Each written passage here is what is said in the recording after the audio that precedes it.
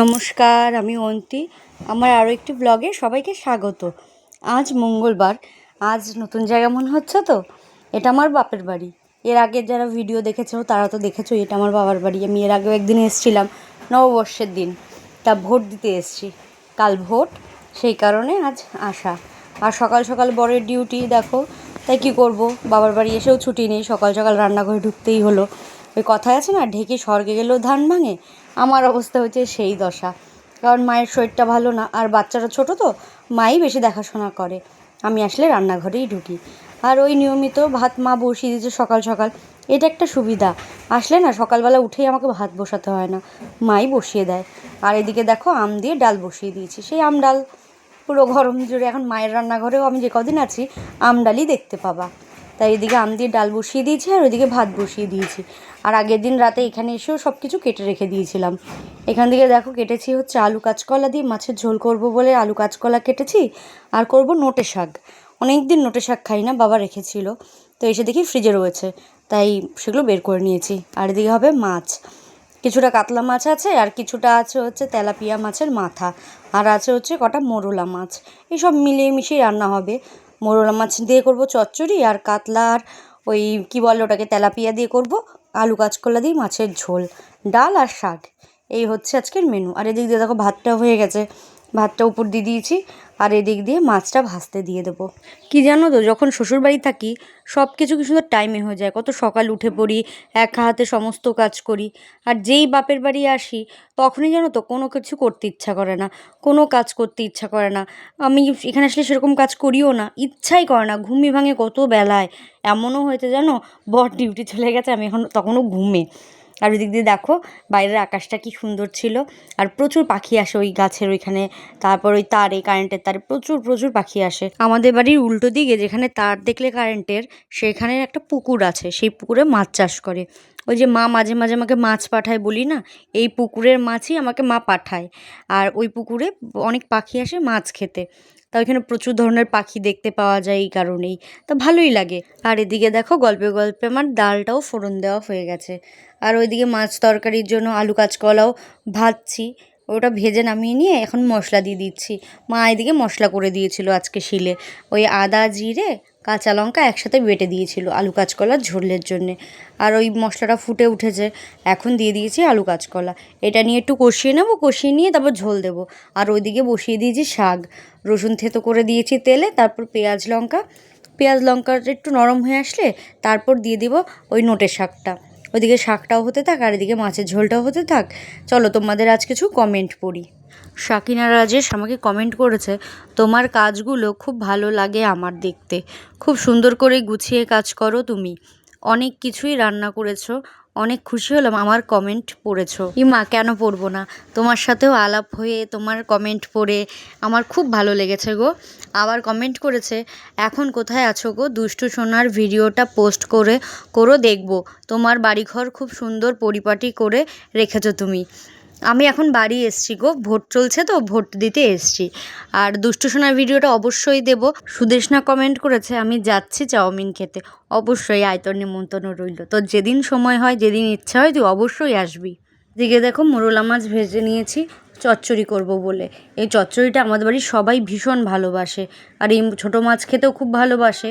সেই কারণে তোমরা কে কে এই মাছ দিয়ে চচ্চড়ি খাও আমাকে জানিও।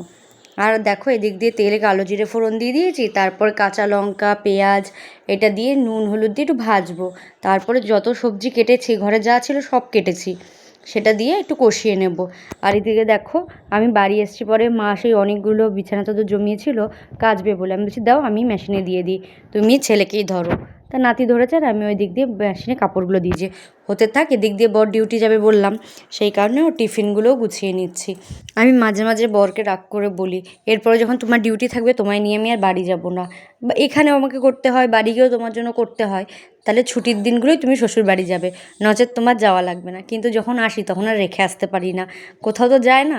আর আমার বরের সেরকম বন্ধু বান্ধবও নেই, ফ্যামিলি ছাড়া কিছুই সে বোঝে না, তার জন্য তাকে রেখেও আসতে পারি না। আর এদিক দিয়ে দেখো আমার চচ্চড়িটা প্রায় হয়ে এসছে, এবার ধনেপাতা দিয়ে নামিয়ে নেব। আর ওইদিকে দেখো আগের তো টিফিন সব গুছিয়ে নিয়েছি, শুধু চচ্চড়িটা দেওয়া বাকি ছিল তাই দিয়ে দিলাম। আর এদিক দিয়ে আমার বাবু উঠে গেছে, এবার ঘুম থেকে উঠে যে কোল ঘুম যা অভ্যাস, এইদিকে বাবা এসে ওকে একটু কোলে নিয়েছে আর আমি ওইদিকে বিছানাটা গুছিয়ে নিচ্ছি। আর আমার বরকে এভাবে রোজ অফিস পাঠানোর আগে সব কিছু খাটের ওপর গুছিয়ে দিতে হয়। বাবু শুধু স্নান করে খেয়ে দিয়ে ড্রেসটা পরে অফিস যায়। আর এদিকে দিয়ে দেখো আমার টকও হয়ে গেছে, আর বর খাবে বলে ওটসের সাথে মাছ ভাজা করে দিচ্ছি। আর ওইদিকে আমাদের জন্য একটু চা বসিয়েছি।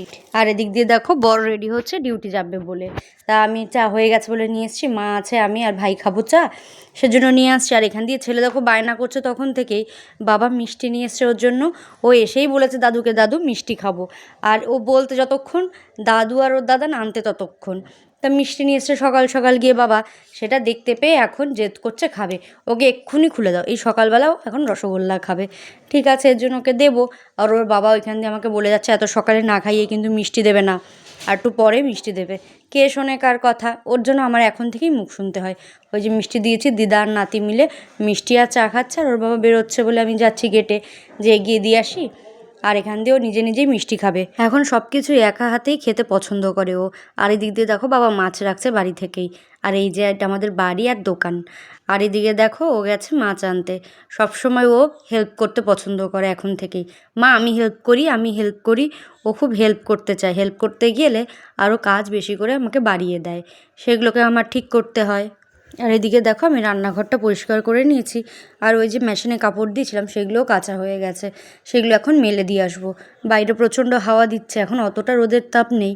আর এখন না আকাশটা রোজই দেখি ভার হয়ে থাকে, বৃষ্টি হয় না কিন্তু কিন্তু হাওয়া দেয়। ঠিক আছে, ওই রোদের থেকে তো অন্তত বাঁচা গেল, এই হাওয়া দেয় এটাই অনেক শান্তি। তাই এখন মেলে দিয়ে আসবো। আর মেশিনে কাঁচা হলে না অর্ধেক শুকিয়েই যায়, যেটুকু দিই মেলে সেটুকুতে তাড়াতাড়ি শুকিয়ে যায়। আর ছেলে দেখো এই সিঁড়ি দিয়ে একবার নামবে উঠবে এই করে। আর দেখো তো আমার নাকচম্পা গাছটা কোন মাথায় গিয়ে দুখানা ফুল হয়েছে। আর এদিক দিয়ে দেখো আমি রেডি হচ্ছি সন্ধেবেলায় বাজার যাব বলে। আর ছেলে ঘুমাচ্ছে ওইখানে। আর বিছানা দেখে কেউ খারাপ কিছু ভেবো না, কারণ বিছানা কিছুতেই আমি সুন্দর করে গুছিয়ে রাখতে পারি না আমার ছেলের কারণে। বিছানাটাকে ওলটপালট করবে, যুদ্ধ করে এই ঘুমালো। আর আমি রেডি হচ্ছি একটু বাজার যাব বলে। বড় অফিস থেকে বেরোনোর সময় ফোন করেছে, ও আজকে লাঞ্চ করার পরে টিফিন বক্স ধুতে গিয়ে হাত থেকে পড়ে গিয়ে ফেটে গেছে। তাই বলছে আজকে বাইরে একটু আসো, টিফিন বক্স কিনবো। তাই বেরোচ্ছি টিফিন বক্স, আর আমারও কিছু কেনাকাটা আছে তাই নিতে। আর এই কাকুর দোকান থেকেই আমরা সব কিছু নিই, ওনার জিনিস ভীষণ ভালো কোয়ালিটির হয়, যা নিই না অনেক দিন টেকে। জানো তো এই টিফিন বক্সগুলো দেখাচ্ছে, তবে নিয়েছি ওই টিফিন বক্সটা। এটা খুব একটা ভালো লাগেনি, কারণ এটা টিফিন নেওয়ার জন্য অনেকটা জায়গা লাগবে, আর এগুলো এখন আর ভালো লাগে না। তাই ওই মিল্টনের টিফিন বক্সগুলোই নেওয়া হয়েছে। একসাথে অনেকগুলো আছে, আর একটা ব্যাগের মধ্যে এদিক ওদিকও হবে না, এটা খুব ভালো হয়েছে। অনেক দিন ধরেই ভাবছিলাম নেব, কিন্তু আমার বর কিছুতেই রাজি হচ্ছিল না। ও না অত শো অফ বলো বা অত কিছু কেনাকাটা পছন্দ করে না। আমাকে কিনে দেয়, তোমার যেটা ভালো লাগে তুমি কেনো, নিজের জন্য কখনো খুব একটা খরচা করে না। ওর জন্য যা কেনার আমিই কিনি, ওই টাকা দেয়, তবে আমি জোর করে গিয়ে ওর জন্য কিনি। ও নিজের জন্য কখনোই কোনো খরচা করতে চায় না। আর এদিক দিয়ে দেখো আমার জন্য একটা কেকের বাটি নিয়েছি। আমার আগে কেক বানাতাম যে বাটিটা, সেটা নষ্ট হয়ে গেছে। আর ছেলের জন্য নিয়েছি এই জেঠুর দোকান থেকে উল। এটা কেমন হয়েছে জানিও, এটা বাবা মার জন্য নিয়েছি, বলতে পারো ষষ্ঠীরই উপহার। এখনও দেরি আছে ষষ্ঠী, তাও গরমটা পড়েছে তো সেই কারণে এটা নিয়েছি। ঠিক আছে, আজ তবে এ অবধি থাক। ভালো থেকো, সুস্থ থেকো, দেখা হবে অন্য কোনো ভিডিওতে। আর একটা লাইক সাবস্ক্রাইব করে দিও।